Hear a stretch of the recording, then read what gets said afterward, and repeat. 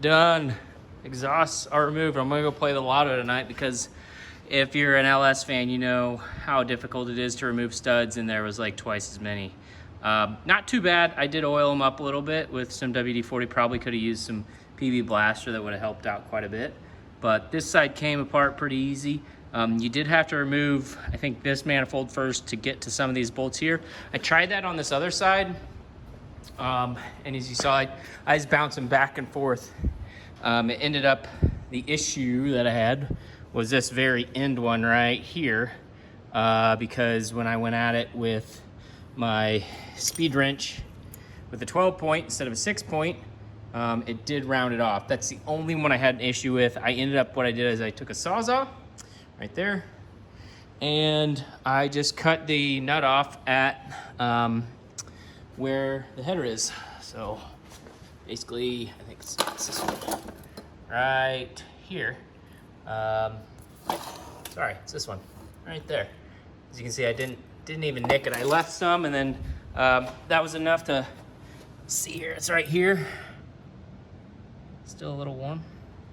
Got that off, popped it with a hammer, had all the other ones off, so it just came off. And then what you saw I just did was I have some easy out dealios, so you tighten that and it grips it. As you loosen it, it pulls it in and grips it, and it also wants to turn it. It's conical, so conical, so it gets smaller as it goes in. I got those from Irwin a while back. Where are these? Yeah, there you go. Bolt grip. So very handy. And you saw it came off, so that's it. So that's the exhaust, all done. Everything looks good. The other side, you could definitely tell was a little fuely, but yeah, not too bad. So I'm gonna keep going on some stuff. I still got to remove the transmission. That's next. I did have to loosen this. That's why you see the puddle. So it's started coming out, so I have to clean that up. But yeah, so far still good.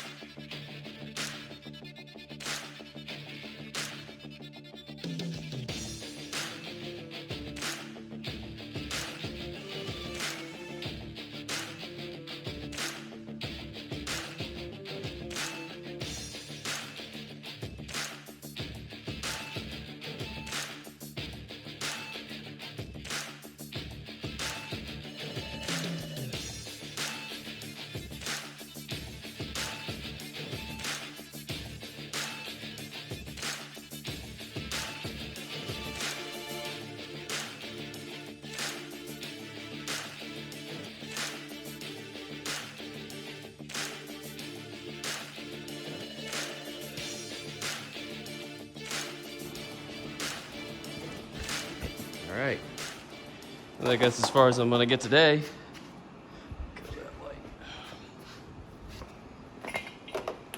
Got quite a bit done. Got the motor mounts removed. think I'm gonna put the motor on the ground on the pan. Earlier I had it on the jack stands, and the transmission was able to hold it up on the backside with another stand. You saw that. I'm just not real happy with how this is holding up by the jacks. I got most of the weight on it with the crank, or sorry, not the crank, the engine hoist. So I'll end up putting it back on the ground. I have started looking at engine stands, because I would like to go through this motor a little bit, at least on the top end, see what's going on. I think I'm gonna have to fabricate one for the V12. They've done it with Ferrari and Jaguars. A couple people have taken Harbor Freight knockoff engine stands. I think they're rated for like 1,250 pounds a piece. I don't want it holding on back here just because this is all aluminum. I don't want this to get screwed up. So I'm gonna fabricate something, probably two engine stands working together, and they're both they'll both bolt to here. This mount is removable right here, and they'll just bolt right up to the block, so should be good there.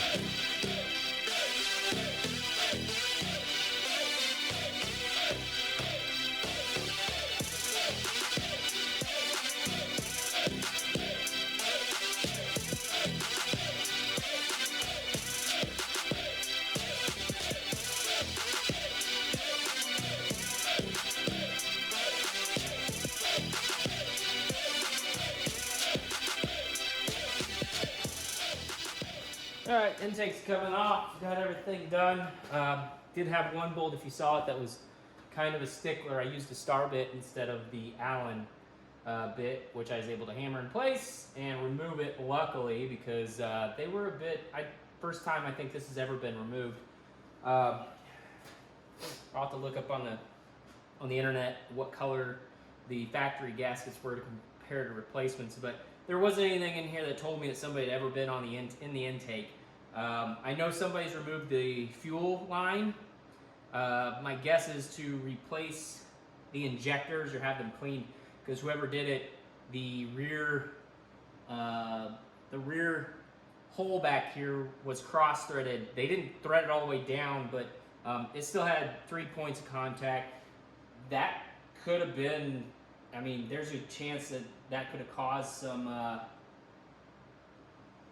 some issues with, sorry, I'm looking at some stuff, with the oil that we had on the back. I think it's the rear seal back here, but now that I started looking into it, maybe not. I don't know, we'll see. So here comes it. I got these two pieces. There's one on each valve cover. This snapped off, the bolt snapped off in the head, or in the valve cover right there. So I have to tap that out and get that taken care of. But it's only just holding the side. The rest of it's taken care of down here in the middle. So I did have to remove the hoist point, and voila. So I'll get you in there in a second. Everything looks pretty good. Again, I don't see anything that would necessarily say somebody's in here. I don't see RTV or anything like that. There's the points where the plastic pieces were holding the intake down as well. So don't forget those if you're ever removing these.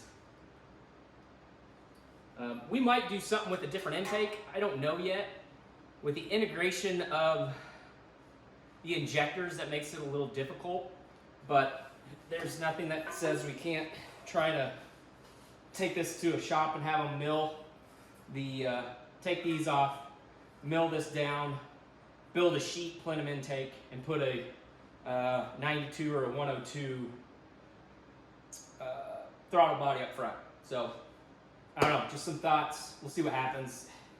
I don't know at this point. It really depends on how much work it's going to be and the cost as well. So ta-da, this guy's off.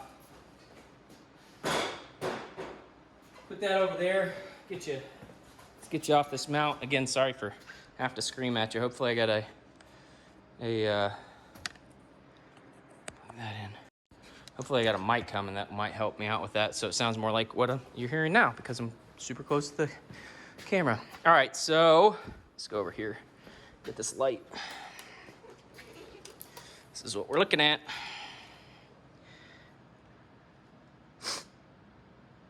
looks fairly clean. I mean, other than buildup. You can definitely see that, like, this was the side that was running without the ASR, or excuse me, when the ASR was activated.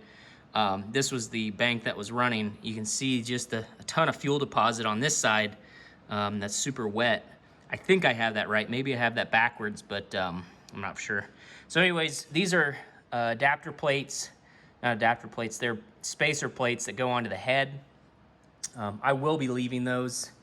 Next that comes off is the valve cover on this side, just because it did leak a bunch of stuff down the head, as you can see there. So I'm thinking that came from this gasket right there. We'll see. I mean, it makes sense because you see, let me get this light out of the way here. Come on. You see how it's even wet up here. So that tells me that, and it actually looks like that might be glue. Maybe not, I don't know. But that tells me that this gasket's leaking. Again, maybe this is just not torqued down enough, I'm not sure. Anyways, we'll keep going. I would like to get the valve covers off and have them taken off and re-powder coated, so we do that here. So that's a benefit. I was hoping to track these lines down. They run into the inside down there. Well, there's the breather tube. Oh, it's been replaced. Cool. It's got the aluminum on it. You see that? Maybe somebody has been in here. They're just really good at putting everything back together. Originally, these came with nothing but rubber hosing or plastic pieces, and they were all janky. But the replacements are the aluminum tubes. Sweet, that saves me like $100, if not more. So that's cool. It's in the crevice. I think you can see it. Having a hard time with the lights here. It's down in here.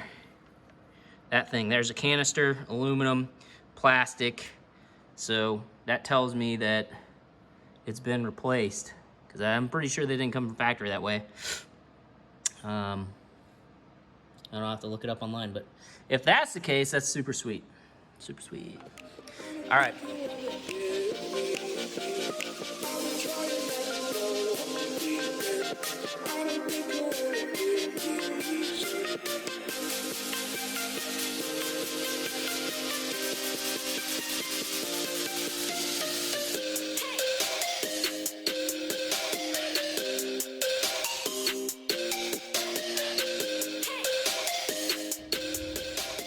Okay, got all the fasteners out, I do believe, so we're gonna pop this off. First time coming up. Get this out of the way real quick. See what happens. I did vacuum everything off, so there shouldn't be any surprises that drop in, hopefully. Don't know the best way to go about it. See if we can't pop it back here. My guess is it's going to be gasketed in here too. So let's see if we can't get a good. Trying to be real gentle. There it goes. Yeah. So don't want to screw anything up.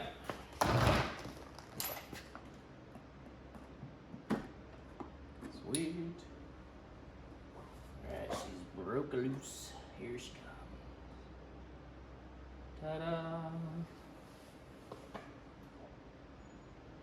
Other side looks good. Nothing says super alarming. The gasket actually looks like it's in really good shape. Check the cam lobes here.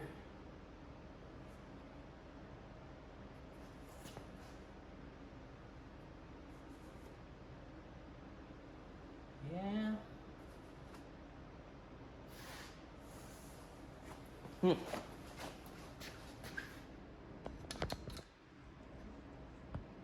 Take you off the stand. See what you guys think. So it looks like some of these might have a little discoloration. That one.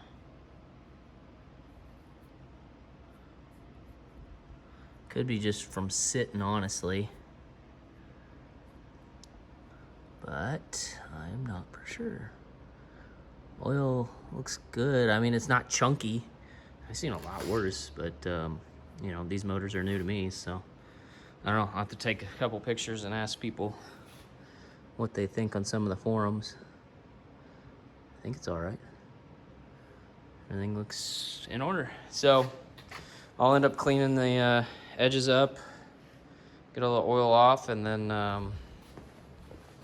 replace this gasket that I think was leaking somehow, some way. It may have not even be just tightened down. I don't know. Could have been part of the issue. I don't know. Don't know. But again, that's what it was causing. So, all right. On to the next thing. Things here. Not sure if anybody caught this, but this injector and this injector both are missing their hat, like that. So at some point in time, that's been. I'll have to check the intake to see if they're caught in there, but they could have popped off and went on down their way. This one's damaged, so I'll have to send these off and get them, you know, fixed up.